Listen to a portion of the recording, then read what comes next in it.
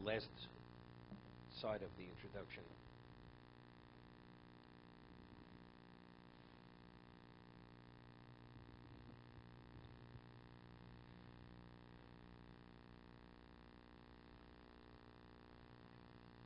Okay, we'll start this paragraph, first column, bottom paragraph.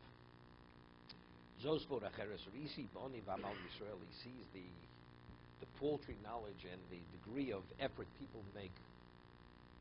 Ki atochins nitzroch ha'odom leida izadin lamase. Person has to know something, just practical halacha.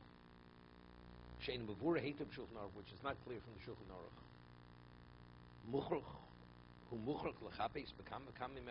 has to start researching many of the later authorities just to locate. Maybe they speak about what, because in the Shulchan Aruch, if you know the Shulchan Aruch, it's that particular case. But not every question is that particular case. If you understand the workings of the halacha, then you can apply it to something else which is not identical to what's discussed in the Shulchan Aruch. But people are not at that level. So they begin researching among the later authorities. Maybe they speak about his question. There's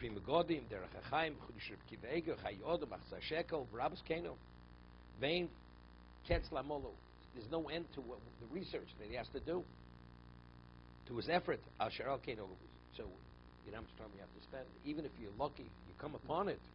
But how much time is involved just coming upon that?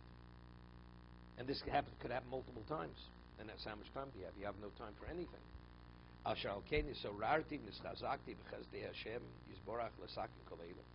Therefore, he says he's been aroused and he's been strengthened regarding this issue here with Chesed Hashem to correct all this. That all these issues are, by authoring this, he's alleviating all these issues. Hashem Yisborach Bir Maspik Ledati al Shulchan Aruch, sufficient elucidation on the Shulchan Aruch. Arache Hilchos Tefillah Leisata, at this moment only till after Hilchos Tefillah. Karasilo Shmo Mishna Berura. His work is called Mishna Berura. Mishna Berura. Ubo Biarti Beis Hashem Yisborach is called Din V'Din Sheb Shulchan Aruch Betam V'Nimuko. He's explained each halacha which the Shulchan Aruch mentions with its reasoning and its depth. Nigmoro Poskim, based on the sources. That it should not be a sealed book. It should not be a sealed book.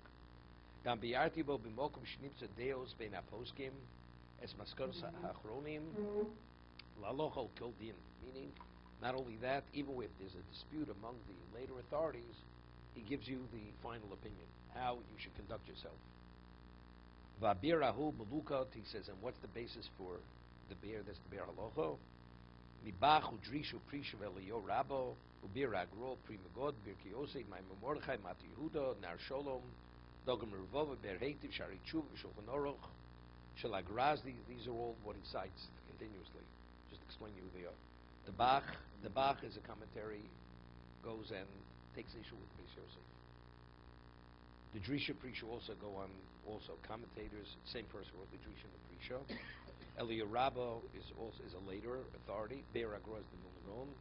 Prima Godim, as we mentioned yesterday. Birkei Yosef is the Chidah in Halacha. The Chidah. You heard the Chidah? No, you know the Chamsa. How is the Chamsa? The 5 fingers. That's the Chidah. The Chamsa. Okay. My Mordechai Mati Yehuda and Arshol Dogam Mavov is Nori Yehuda. That's his glasses on Shulchan Aruch. Berheiti Shari Tshuva Shulchan Aruch Shelagraz. That's the Rab Shulchan Aruch. Ulavushe Srod Shulchan Shlom of Derech Chaim, which is the Siv Schush of Kiva Eger. Shuas Yakai Odom Achsa Shekel Momimor Achsa Chaim. Rabus came many others. Gam Kami Sifrei Shal Shuvas. Many responsive. All these are commentators. The others, he says, also number responsive. Ubishuli Ayuriya Pesachti Shar Ushmo Shar Tzion. At the bottom of the page, it's called Shar Tzion. There he cites the sources.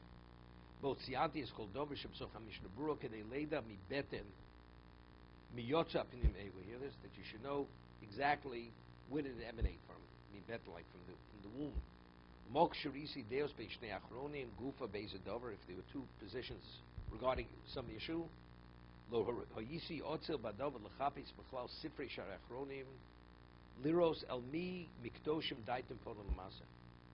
He says, The question is, which position was the more favored position among the decisors? You have two positions, two people of status. Now the question is, how do you decide who's more right?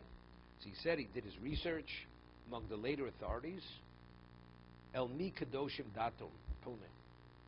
But you see the way the Chofetz Chaim writes. El mi kadoshim shalilu pone. These weren't ordinary people.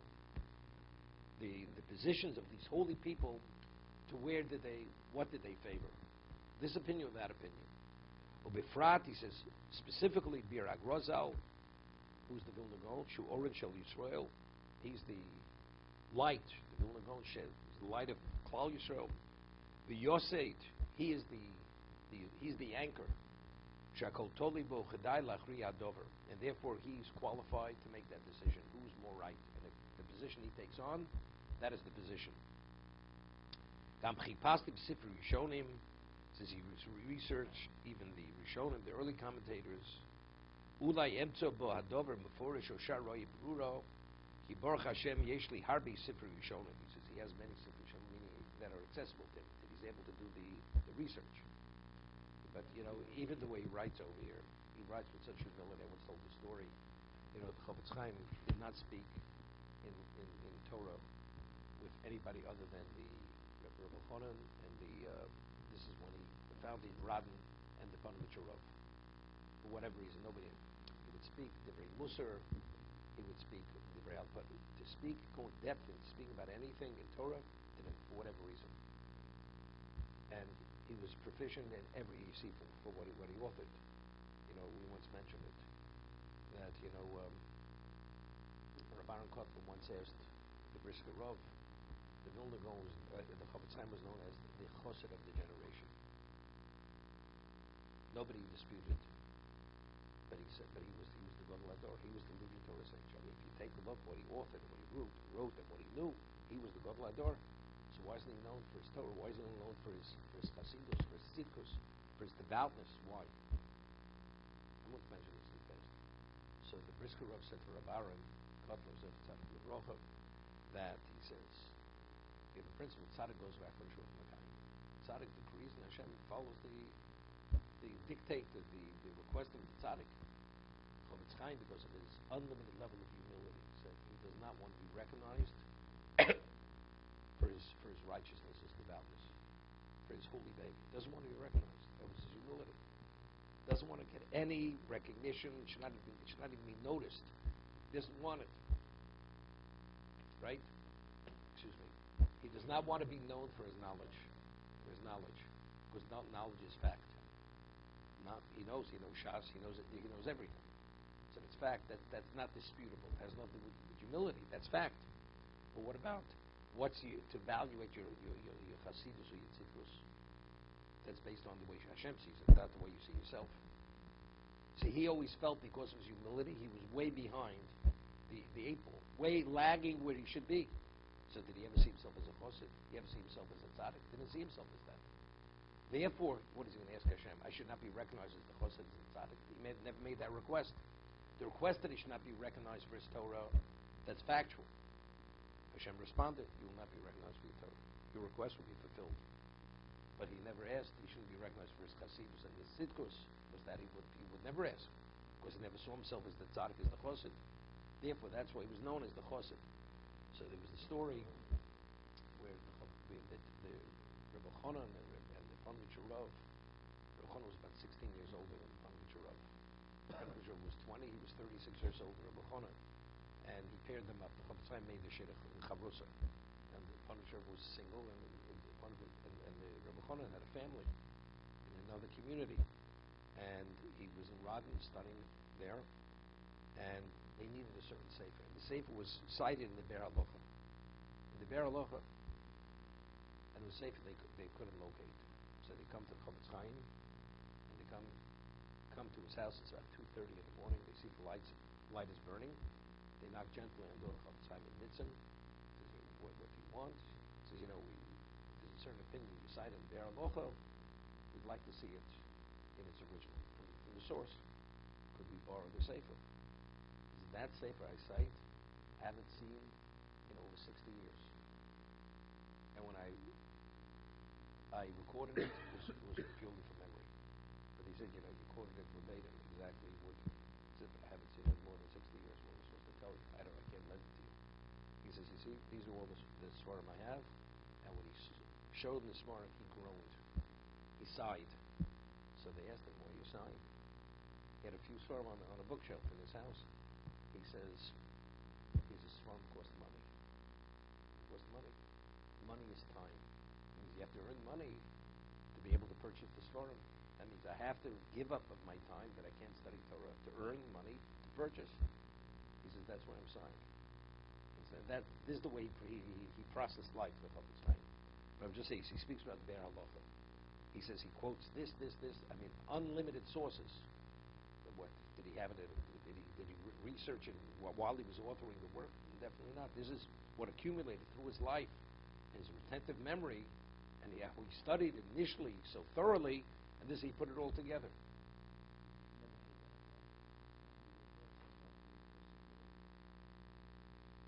No. He would never take. The Chofetz Chaim never took a penny from anybody. His wife ran a store, a grocery store. There was a family in still in Long Beach. There was a family. They were friends with Mr. Blick. Name was Meyer. Very wealthy. He was a wealthy man, even in the early part of 20th century. The Chazon Ish needed a location to live when he was in Bnei Brak at a certain point. He paid for the residence of the Chazon Ish. It's Meyer. The first volume of the Chofetz Chaim was published of the Mishna Berura. He paid for it. This Meyer. Mr. Meyer, he paid for it. He had a grandson who learned in Baltimore. This Mr. Meyer. Yeah. He had two sons. What is the benefactor?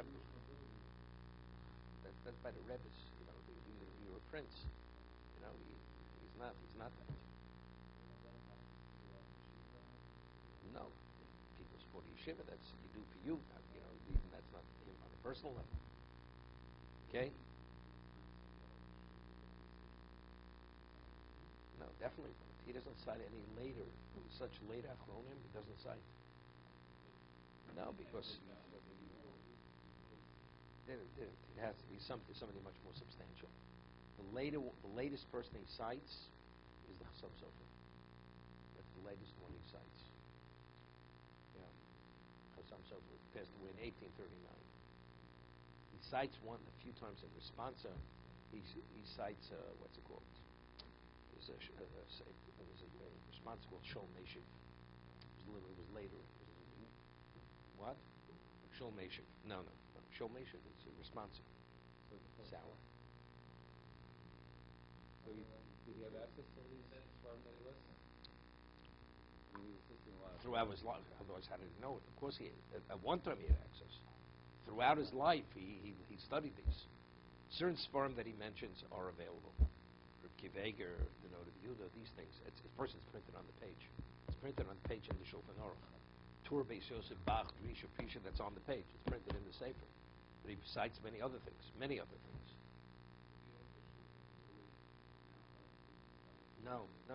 Firstly, no. But it didn't make a difference. The one who helped the Aruch HaShulchan write the Aruch HaShulchan was Panovich Rav. That's where he learned the ability. He became a Rav in Panovich. Rav had a rule. So all the ins and outs of how to deal with halacha that he learned from the Aruch HaShulchan, Panovich Rav. Yeah. Gam chibarti b'tzido o pirsh echot u'shmo ber halacha o yivur ba'arucha kamadinim sheksav Mishna Berura. He's there at length. He speaks about many of the laws that he rules. He speaks about in Mishna Berura. Or yomokum b'shatzion levarom. Shatzion is not a sufficient location to elucidate them. Kamin yonim amukim. Lo yachshav mayin shetakti haposkim hoyo shlo b'miskavin chumisas balma. He says, don't think for a moment anything that was recorded was just in passing. Like, you're involved in something else. Located at the Kiyanti, now this is important. Kiyanti beis Hashem b'chol simin b'makori hadinim b'rishonim. He says, everyone he delved with Hashem's help in the sources of all the laws. Gam kemat chol achronim hanal shavisi lisbonim devreim. And in the later authorities, and he reflected on their words. Gama zorani Hashem shisakti es a seif knesses gedola al orachayim. Yishir knesses gedola volastomid levush imeleo zuto. Jose hoeli linyan hatoko shulchalahatik as devreim b'time mimukom. Lo dvarim kitzurm kechukim. He was able to record them at length. If he says if you don't cite something, record something, it has to be recorded fully for a person to understand. So the person, you're creating a what? Creating a pitfall. Because it's cited in an abbreviated context, you're not going to understand exactly what he's saying.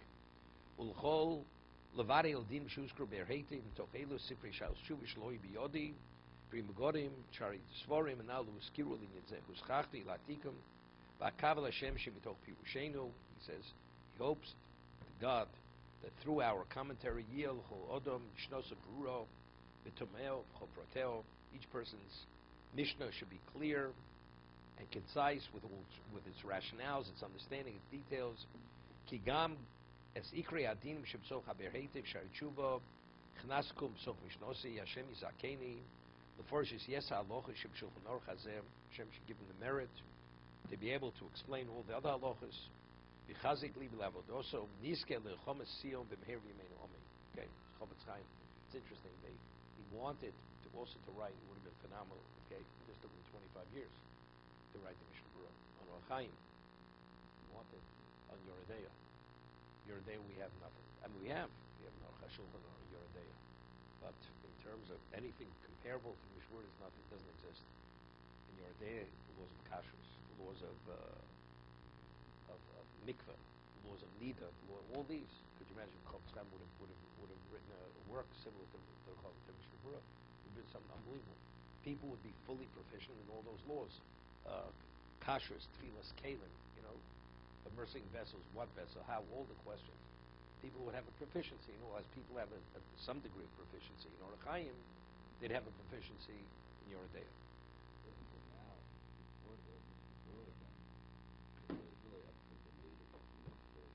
You needed a Rav. Without a rabbi, a Rav who was really an established.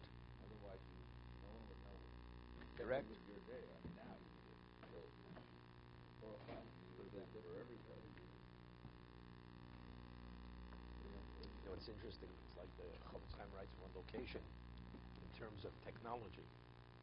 That technology came about as the world regressed spiritually.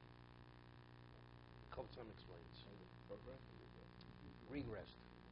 Why? He says at one time people had a degree of belief. They believe God knows what's going on in this world. You have a conversation, he's aware of your conversation. People say, how could he be aware of my conversation? He's there, I'm here. So what does Hashem? Technology for the telephone comes in. If I could hear something, speak to somebody 1,000 miles away, I mean God in heaven can't overhear the conversation. Then we speak about the ultimate divine judgment. Person's records will be presented.